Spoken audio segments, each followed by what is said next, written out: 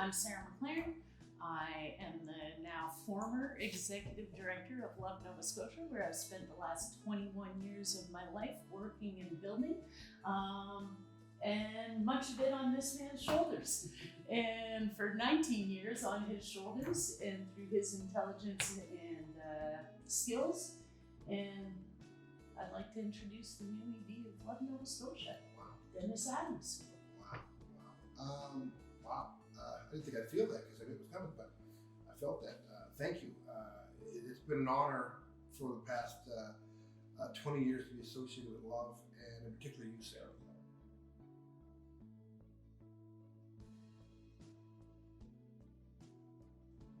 15 kids, a phone jack, and an old car of my parents is what we started with. And now 300 some odd kids, Yep. 8 or 9 programs, a totally competent team, a healthy bank account, and a legacy of young people who are doing incredible things. So I think that would be it in a nutshell.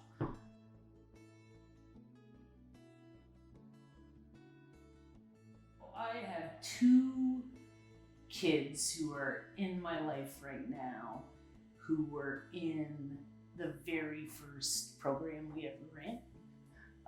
You can't.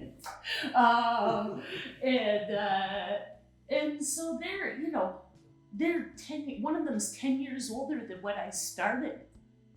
And she's 36.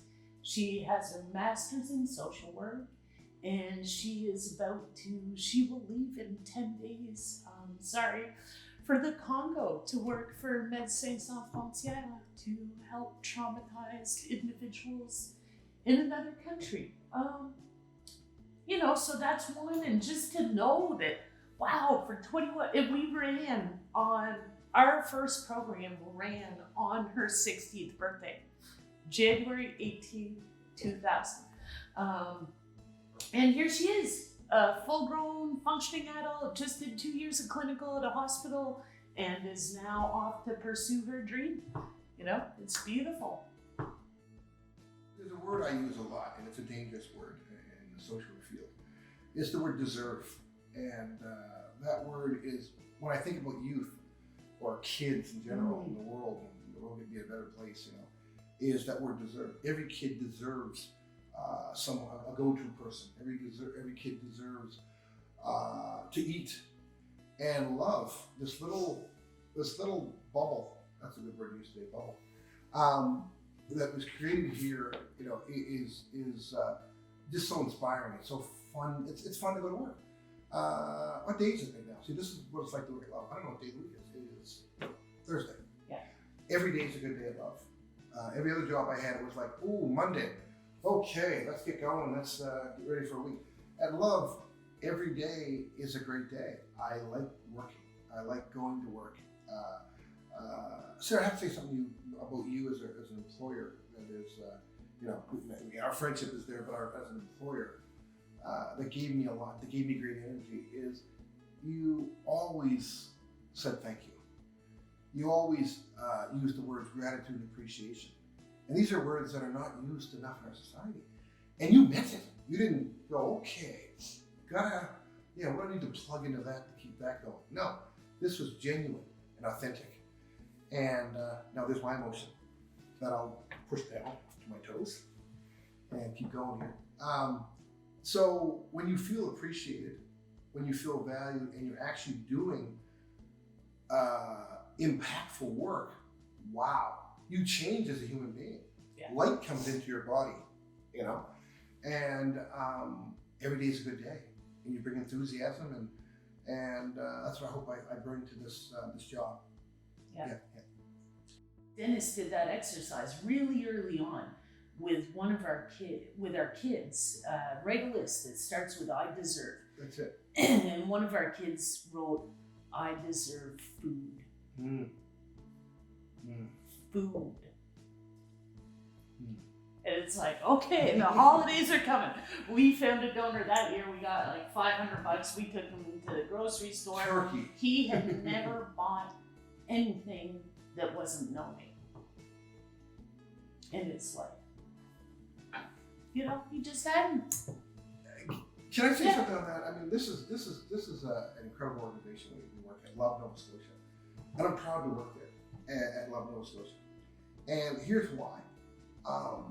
First, I don't know how many kids, Sarah, was their first plane ride to go to national camp. Oh yeah.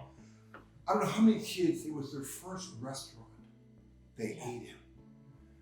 I don't know how many kids. First ID. First ID even. First ID. First time riding a horse. First time getting paid. First time getting paid. Because they were experts. Yeah. And we credited that with money. First time getting mail. First time getting mail with their name on it.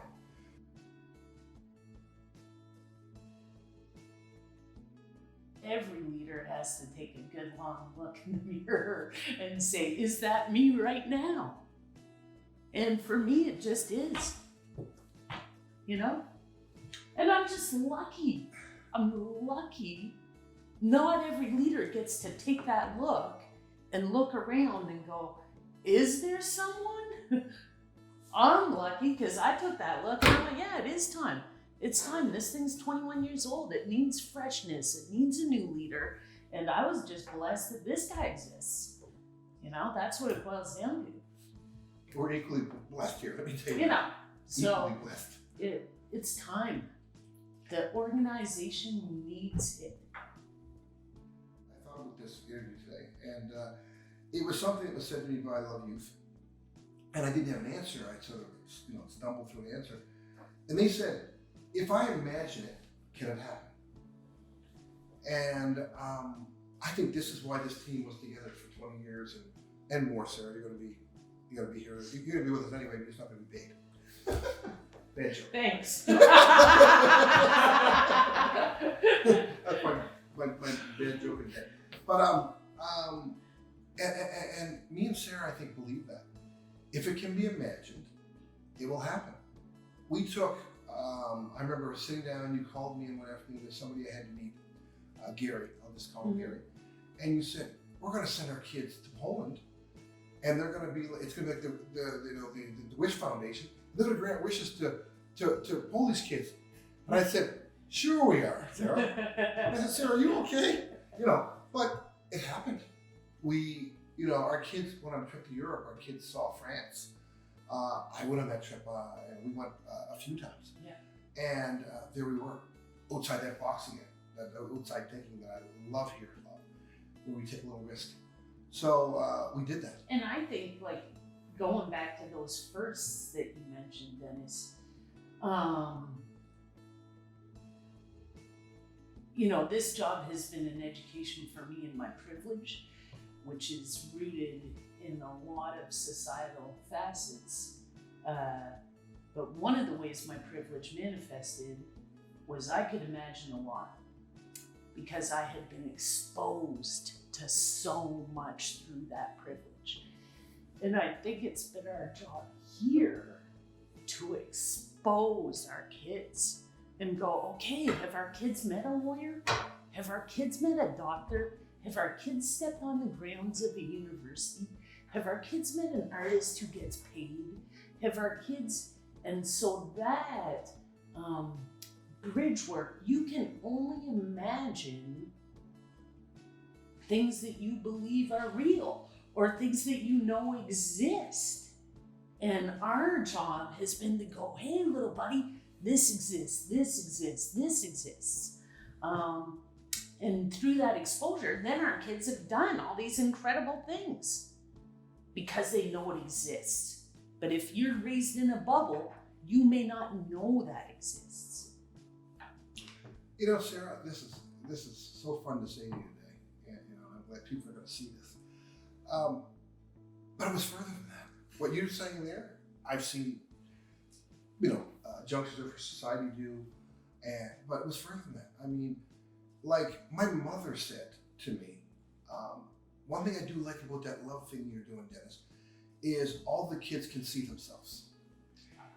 So I'm sorry to do that to you today, because I know it's really, but Yeah. I've never worked in a place where, and I don't know how to say this, so somebody help me say this in a proper way, where I'm a black male, I am, and where we outnumber the dominant culture here. I mean, there's more minorities, if you will. I'll use that old term. I don't know what the newer terms that are. So there wasn't a different term for that.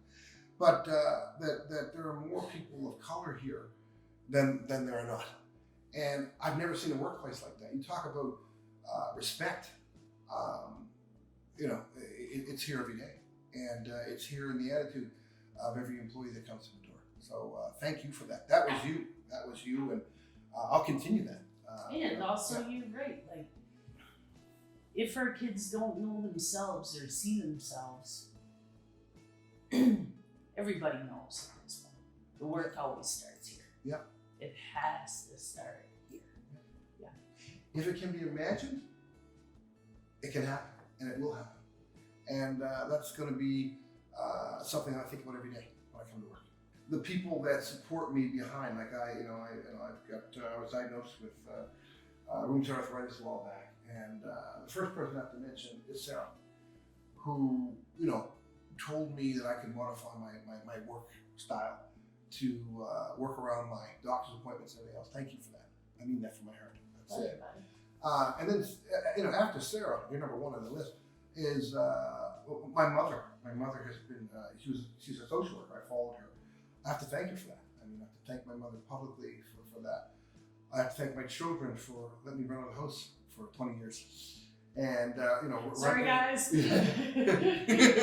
Thank you for allowing me to leave the home and do some good work.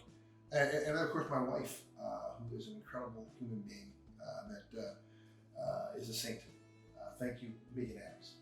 I mean that. Thank you, Megan Adams. Yeah, thank you. I will say that as well. Yeah, I mean, sometimes it was, I gotta go. I just gotta go and do something and not be around, during family time. So, thank you, my lovely wife. Thank my kids already. My dad has passed away. I want to thank him. He gave me his name, Dennis. So, kind of like that name. So, thanks, Dad. Yeah, that's it. That's all I'm going to say. That part there, where we don't thank the people. You sure, Sarah? You want to just throw a name or two out there?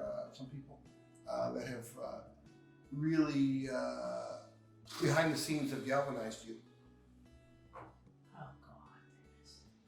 And you don't have to elaborate. Maybe just throw their name out there, because I've witnessed some of that, and it'd be nice to give a shout out, as they say. Problem with thanking people is you always forget somebody. Well, just do your innocent. So I just thank the kids. Who would have dared to teach me all those things? No one would have dared to teach me all those things. This organization is still here, Sarah, because that's one thing you said in our first early conversations. You said, we're going to listen to these guys. We're going to listen to the people. We wouldn't have a job without these guys. So therefore, we're going to listen to them. And boy, oh boy, I think we've done it. I think we're going to continue, by the way. But I think we've heard them. Yeah. I think you're right. I think we've heard